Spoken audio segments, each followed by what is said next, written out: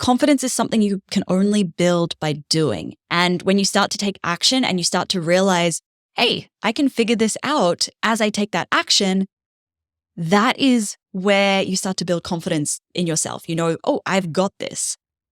When you start showing up and sharing your expertise online, that is how you become confident in showing up. Welcome back to Imperfect Action. This is episode 721. 5 quick tips for building your confidence and expertise as an online business owner. I know that showing up and owning your expertise can be really tough when you are surrounded by other people in the online business world who probably feel like they are, more experts than you are. And especially in your own industry, if you're a little bit newer, or maybe you are only just stepping out into doing this as your main gig, as your business, then comparing yourself to other people who feel like more of an expert can really start to hold you back and stop you from showing up and owning that expertise and being confident in what you have to offer. Now, there will always be somebody who knows more than you do. And if you are waiting around until you know enough before you launch that course, start your podcast, decide to go all in on your business, whatever it is that you are waiting for, you're going to be waiting a really long time. So today I'm going to share a couple of little tips that can help you to step into that online business owner that you are, step into owning that expertise and feel confident in showing up with your knowledge and your expertise online. So tip number 1, take imperfect action. And in case you hadn't realized it by the name of this show, I am a big fan of taking imperfect action towards the things that we want to achieve. Imperfect action means doing that scary thing before you are ready and just trusting that you will figure it out as you go along the way. It's like jumping out of the plane and building your parachute on the way down. When you jump, suddenly you can't go back. You're like, oh, now I have to do something. And you switch from thinking, oh, should I do this? Can I do this? To suddenly being like, oh, how do I do this? It's not like, oh, can I jump out of the plane? It's like, cool, now I'm out of the plane. How do I build my parachute? How do I make this happen? And you will figure it out. But it requires a little bit of trust. When you have that skin in the game, it stops being, maybe I will do this. Maybe I can do this. One day I will do this. To suddenly, how can I make this happen? And that's a really awesome place to be. It also means adopting a mindset of curiosity, of experimentation. What will happen if I try this? If I step out there and I share this piece of expertise that I've never shared before, who's this going to resonate with? What might they say? Is this going to land? And that's really fun. And the journey rarely ever looks like what we expect it to, right? And by taking action, by taking that imperfect action, you can start to see where the things aren't going to plan, and you can course correct a lot quicker than if you're sitting there planning, but you have no real world experience about what works and what doesn't work. So you can move forward a lot faster than if you're just waiting for the right time to begin.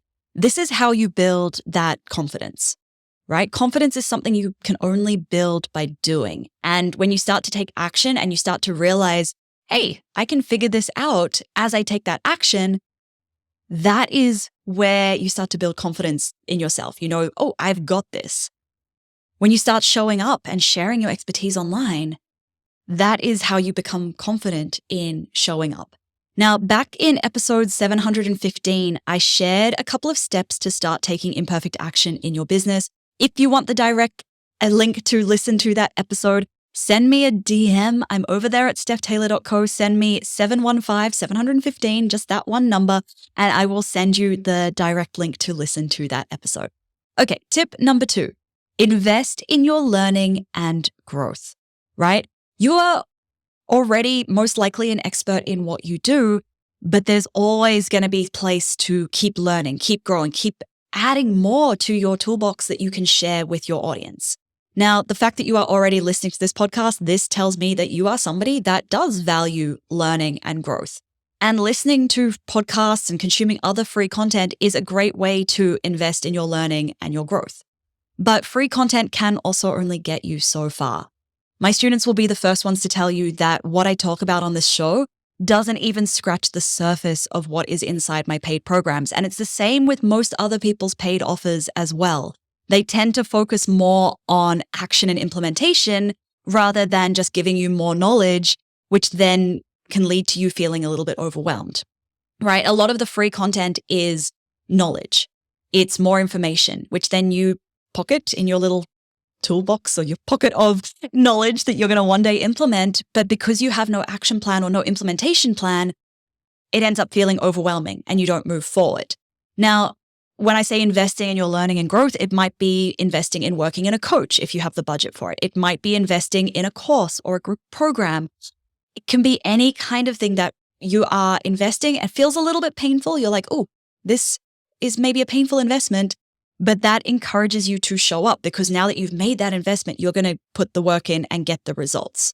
And I know that in the past, when I've worked with coaches, it's always been a pretty painful investment for me, but they pushed me to do things outside of my comfort zone. And because I've made that investment, I'm like, well, I'm obviously going to do it because I've spent the money, so I want to get the results. And that is how you grow, by stretching yourself outside of that comfort zone. That is how you build that confidence. Okay, number 3, read books and not just business books. Now, in my first couple of years of business, I was devouring all of the practical business books. All of the how-tos, the strategies, the frameworks, the profit firsts, the pumpkin plan, all of those kinds of books that gave me a framework that I could apply to my business. And these served me to a point, but now I don't read them anymore because most of the time they just overwhelm me a little bit more, or they give me shiny object syndrome where I'm like, oh, this framework is completely different, or this strategy is completely different to what we do. Let's pivot completely. And that's not really serving my business. And my team probably gets annoyed at me when I'm like, hey guys, we're going to change how we do these things. So now what I read is I read a lot of memoirs. I love memoirs where the author has overcome some massive kind of adversity to succeed. It's a bit of a reminder of the power of taking imperfect action, right? Being open to failure, allowing the journey, the adventure to unfold in front of us. And, one of my favorite books is Wild by Cheryl Strayed, who walked the Pacific Crest Trail when she had never I think she'd never even really hiked overnight before. And that to me is such a metaphor for business. It's like you just take it one step at a time and the path starts to reveal itself and you build that confidence by doing it. And yeah, you're going to have some obstacles that come your way that you could never have planned for. Like she lost one of her hiking boots off the edge of a cliff and then she had to walk, I think, in like her camp shoes, which were not walking shoes. So you're going to have little obstacles you couldn't plan for, but you can figure it out. And that's what I love about those kinds of books. Now, back in episode 698, I recently shared 5 books that I have read and loved this year. Go to stephtaylor.co on Instagram, send me a DM 698, and I'll send you a direct link to this episode. You can also find direct links to the episodes in the show notes below this podcast as well. Okay, tip number 4. Remember that you have the solution to someone's problem. When you are showing up, you have the solution to a problem that your ideal client is experiencing, right? You have that solution. You can't help them if they don't know about the solution. And when you think of it like that, it becomes, you showing up becomes about you helping them. It's not about you at all. It's about how you can help these people by getting in front of them. If you make it more about the value that you are sharing or the impact that you are having, then any of the doubts that you have about yourself become secondary. They're not as important. For example, if you are doubting whether you can start a podcast, like I doubted that whether I could start a podcast 6 years ago. And then I realized I have so much value that I can share, and I'm doing my audience a disservice by not showing up and sharing it. So think about that.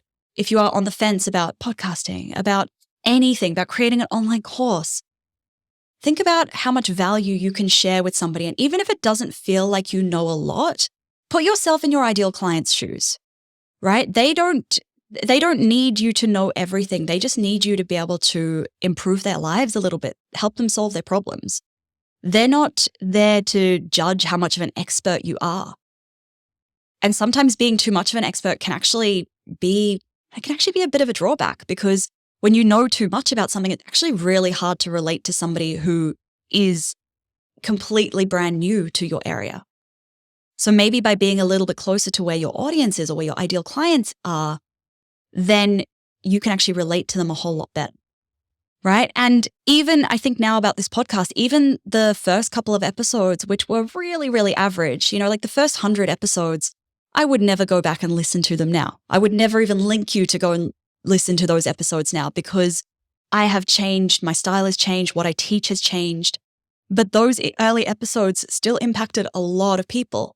And I needed to do those early episodes to get to episode 721 today.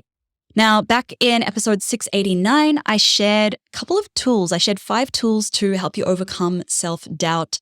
If you want to listen to that episode, shoot me a DM on Instagram, 689. I'm there at stephtaylor.co, and you'll get the direct link to that episode. All right, quick tip number 5. Remember that you are going to be your harshest critic. You are probably going to be at least 10 times harder on yourself than somebody else would be on you, okay? When you start to show up and share your expertise online, you are the only one that is going through it with a fine-tooth comb, double, second guessing yourself, thinking about how much you don't know. Your audience isn't thinking, oh, wow, this person doesn't know much. No, they're thinking, wow, this is new. This is interesting. I hadn't thought of it like this before. Besides, right, the content that you share online isn't about proving how much of an expert you are. It's not about proving how much you know. And I do sometimes see this. People will start to put out all of their expertise to try and prove how much they know. And that's often coming from a place of insecurity. It's coming from that place of self-doubt where they feel like they don't know enough, so they have to prove how much they know. It's not about proving how much you know. It's about helping someone. It's about maybe showing them a different perspective or a new way of approaching something. It's about sharing your experiences, your stories, client stories of people that your ideal client can relate to, who have overcome that problem that they are experiencing.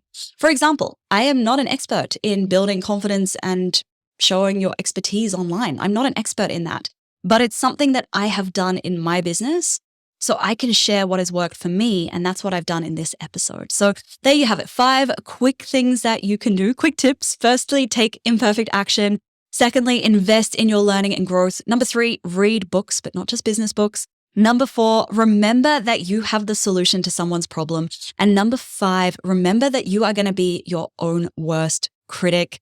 Now, if you're not already subscribed to the show, hit the subscribe button or follow in Apple Podcasts or Spotify, and you'll get each new episode delivered straight to your podcast app every Monday, Wednesday, and Friday. Thank you so much for listening. Catch you next time.